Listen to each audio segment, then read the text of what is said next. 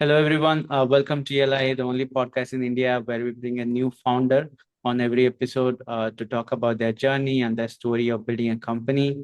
And today we have with us Tuhina Anand, who is the founder of Koda Integrated Marketing Services, which, as the name suggests, is a full stack marketing agency for B2B, SaaS, and technology companies. Hi, Tuhina. Welcome to ELI.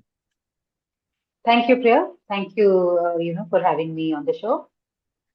So, Tuina, great to have you on our show. To start with, can you give us a brief introduction about your past journey? How did your career begin? Which all companies did you work for? In what capacity? What was the field of your work initially? And how did you sort of arrive at entrepreneurship? Sure. Okay. So, I started my career as a journalist, and so actually, it's been quite a journey from Mm. being a journalist. In fact, I was covering page three. Okay. So I was covering page three in Delhi Times. Mm-hmm. So, and from there, I decided, it was very early in my career, and I was doing print journalism. And Okay. that is the time when internet had just, there was this whole, dot com, happening. And I thought that, okay, so that was, I just took a, leap Mm-hmm. and I moved to writing on media and marketing. So you can imagine that, writing on entertainment, where I was, talking to the likes of, say, Nana Patekar, Wow. covering some, or, even, S.H. Raza on his painting, and Hrithik Roshan's father on his birthday, Mm-hmm. to doing things like that, to, then writing on media and marketing. Okay. But that switch happened very early in my career. One thing which I was always passionate about, it was words, what I was writing, Mm-hmm. hmm, and how I was expressing, or through those words. Right. And that's something which has remained core to what I have been doing over these, years. I would say, so from, writing for print publication, I moved to online and I Mm-hmm. started writing, as I said, on media and marketing. Okay. And that's something which I enjoyed. So Okay. that was an era when even in online we were doing breaking news and all. Mm. So we used to do that. But having done that for many years, I was looking for what next to do, and there was this itch to, do something of my own. Okay. So I did another stint with, when where I did a B2B marketing, agency, Mm. and from there it was, I was like, okay, I think now it's time for me to start, and that's how I decided to start Coda in 2019. Got it. Was there a trigger sort of thing like what I see in most of the entrepreneurs after they have had a long career in different industries, they usually have a trigger which tells them that this is the right time to sort of start on my own. Was there something similar for you? Yes, so I think the trigger was that if now, then when.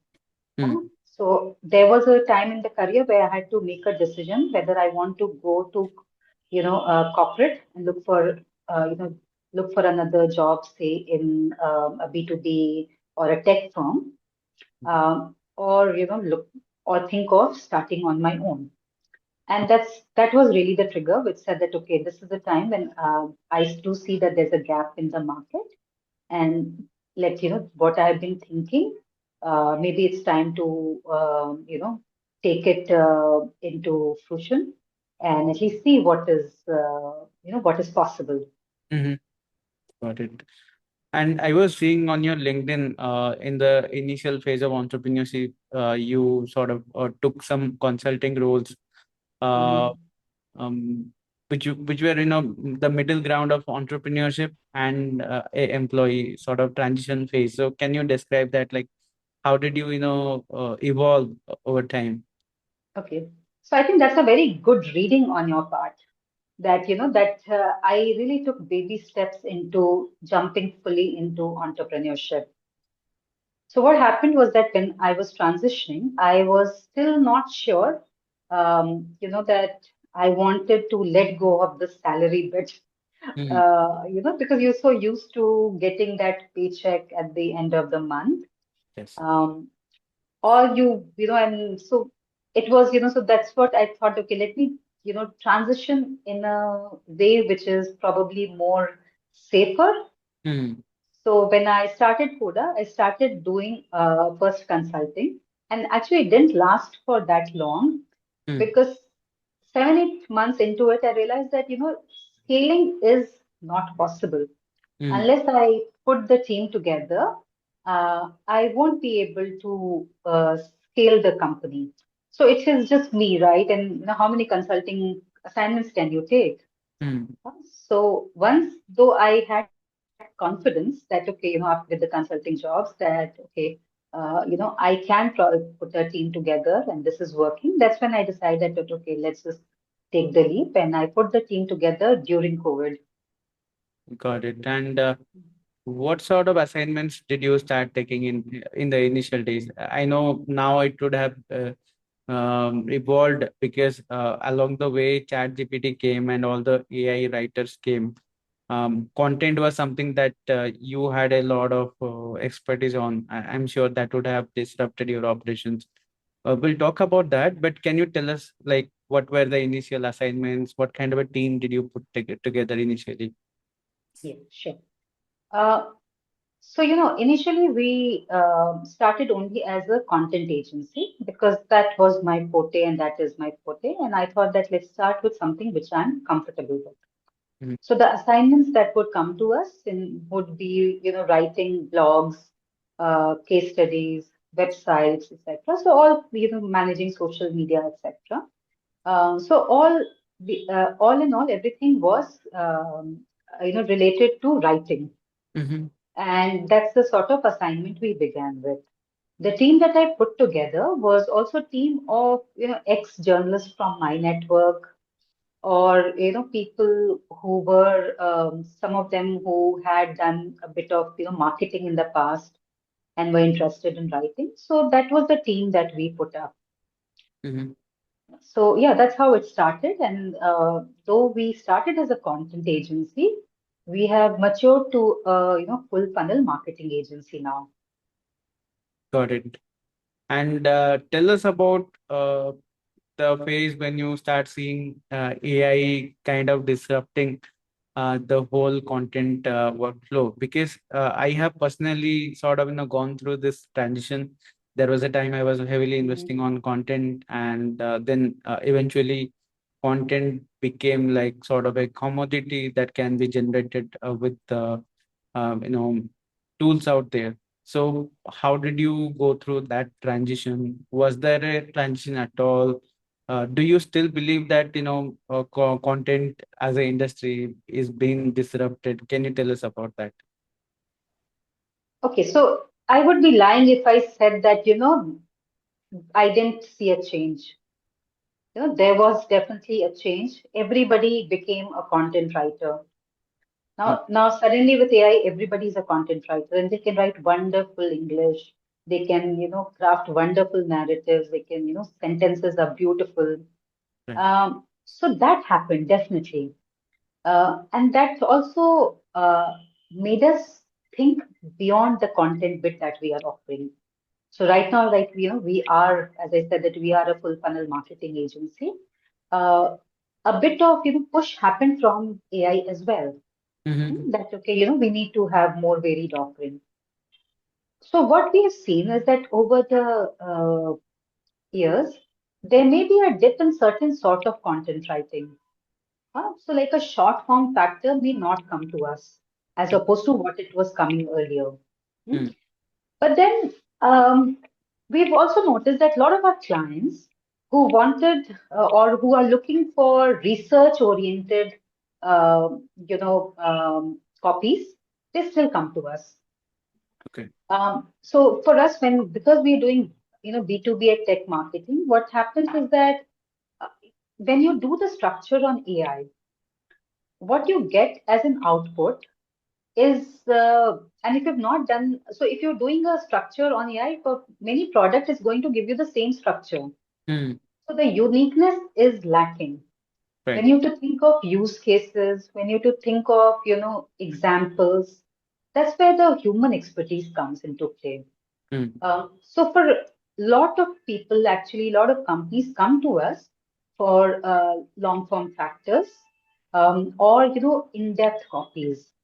Hmm. What I think where they are probably not coming to us is maybe, social media copies, etc., which still comes to us because design is again something where you need uniqueness, right? So we do social media plus we do the design bit as well. So Mhm. complete package. So that bit probably has dipped. But in terms of content writing, in fact, today there is a lot of demand for content. Hmm. Um, Now, what happens is that some of it is being done by the smarter companies. What they're doing is that they are creating a lot of content and they are creating it in-house or through AI, Mhm. and they're outsourcing the critical content to the agency where they need expertise. Okay. Can you give some examples like what sort of content would be outsourced versus what sort of can be handled by AI? Okay. So, as I said, that social media content, email content, those Hmm. can be actually done by AI. Right. What they come to us is for and in fact, we also have an offering where we say we also generate AI content. Hmm. So if you want to have content at scale, then we do offer AI content where, because you have to have that human intervention, right? Right. So you get content at scale, but you also get expertise of human looking at the content. The Right. other bit is that, but they come to us for case studies, white papers, blogs, um, website, which requires a lot of creative, understanding and the understanding of the technology. So they come for, companies come to us for those form factors. Got it. You said AI is not good at research-oriented content where you sort of need to do some primary research, maybe based on a survey that you can conduct, or maybe something very analytical like a research paper. AI is not good at that. Uh, but can you tell us, as a content agency, how are you good at that? How do you sort of, gather the data points? How do you do these research? And because these are some of the things which are probably very private to a company. Even company people inside the company, if there is a marketing team, even they would not have the entire context on, the technical aspects of the particular content they are trying to produce. Let's talk about a white paper or a case study. These are very, factual content. How do you sort of get your hands on these content pieces? Okay. So see, what I said is that AI is not good at research. I didn't mean like that. What I meant is that if the product companies, if say it is a CRM company, okay, so there would be like tons of CRM companies. If all those CRM companies, the blog topics which your SEO result will show, the topics would be similar. Hmm. So when you put that topic, the structure that you will get from AI is same, which Okay. means that the company A and company B will follow the same structure, right? So you end up writing in a similar flow. Right. Okay, so that is where the intelligence, human intelligence also has to come into play, where you use other sources for your research other than AI. We also rely on AI. So it's not, in fact, I think that while AI is a disruptor, Hmm. it is also, that's where we are all headed, right? So we are all adopting it. We're all becoming content writers. We are writing more. We are expressing more. So Hmm. it's an enabler, and we do use AI in our research as well. But then we also use other, our own sources, etc., that is come from our experience, where we use AI to create content. Got it. Curious to know. So, there was a time when I was working on some content assignments. So what used to happen when I would send a quotation to a client, it used to be based on granular details like number of words in a particular article. The pricing will be based on cost per word or something like that. But with AI, the quantity simply the quantity was not a parameter to look at when producing content. How do you sort of arrive at a pricing for your clients? Okay.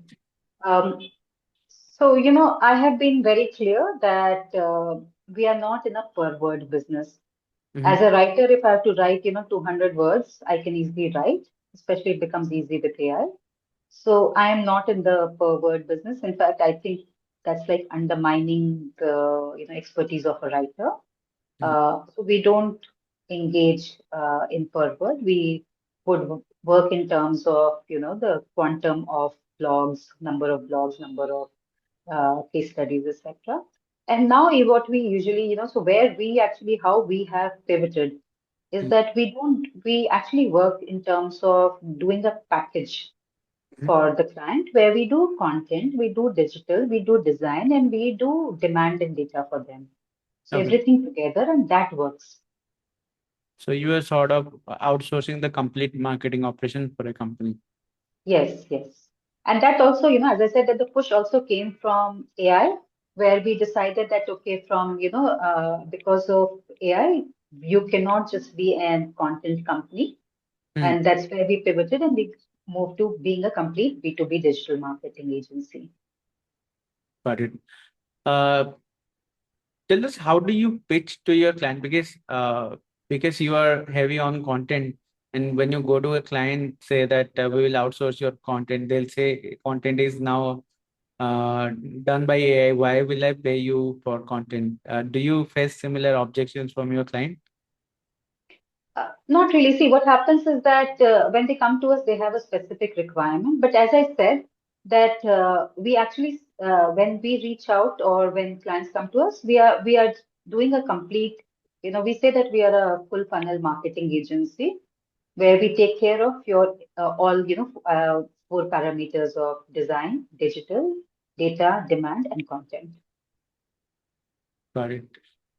Um, Tell us a bit about what what are the things that are not disrupted by AI. So you gave from a content lens, but what else is not disrupted by AI? Because I think AI is also disrupting the image generation. Very recently, Google launched the Nano Banana, which is a AI model for image generation.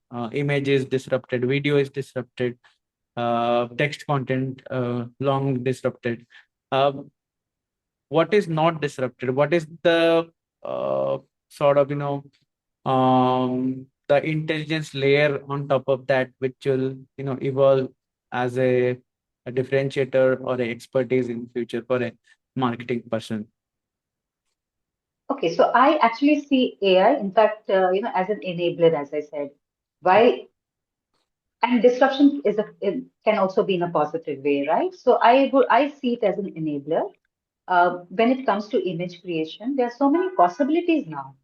Mm, And what does AI give us? Um, it gives me opportunity to create options for my clients at scale and in a shorter duration of time. So where earlier I was able to give them one content with probably, only one or two options. Now, if something needs to be changed, I can give them five options, say headline options, meta tagging options, and all. I can give them, if they say that the paragraph is not working, I can also, create another paragraph. And I can give them, A/B testing, etc., can be done faster. So AI is giving me that option to do things at scale and do things faster. Hmm? mhm, And it has actually, it's a collaborative effort. And, it's not like, it's only human or it's only AI. Even in image, AI, I think is, uh, it's not just that you can generate an image, mhm, but everywhere you have to have a layer of intelligence. mm. And at Coda, we bring in that layer of intelligence, along with AI. So when I said that, when we do data or when we are doing, say, demand or anything, we use a lot of tools. Right. And all the time we are, in fact, there's a lot of conversation in terms of, MarTech stack. But how many companies are really, aware of what are the MarTech tools? And we've been using them. And all of those tools have an element of AI. But what happens is that there's AI, but there is human intelligence because somebody in the past and has done this or now is doing this and understands that, what data sets, what ICPs, what design, what content resonates. Um, and, we then start working using AI plus, the team intelligence. Understood. And here is my final question. Tell us about what is your forecast for next 5 years or whatever years can you foresee? Can you give us a projection on how your agency will evolve, how you will evolve as a marketer, and how will the industry evolve? Because things are changing quite fast. It is. So I think the way the industry is looking at things is still archaic. Mhm, Agencies need to change the way they have been working. They, AI is here to stay. Uh, Tech is an enabler. It is, and as agencies, we need to adopt technology to bring in more efficiencies. And I do see that the agencies which are using the tech play, plus, the expertise, their own expertise, are the ones who are going to, um, stay longer in the market. mhm, So it cannot be either or. It has to be both. And it's the faster the agencies realize that you have to bring both of them together mhm. and increase the efficiencies, um, better it is for the agency. Got it. Awesome. So on this note, we will close the discussion. Thanks for joining us. Tuhina, pleasure to have you on our platform, and our best wishes for the marketing agency that you are building. Thank you so much. Thank you. Thank you, Tuhina.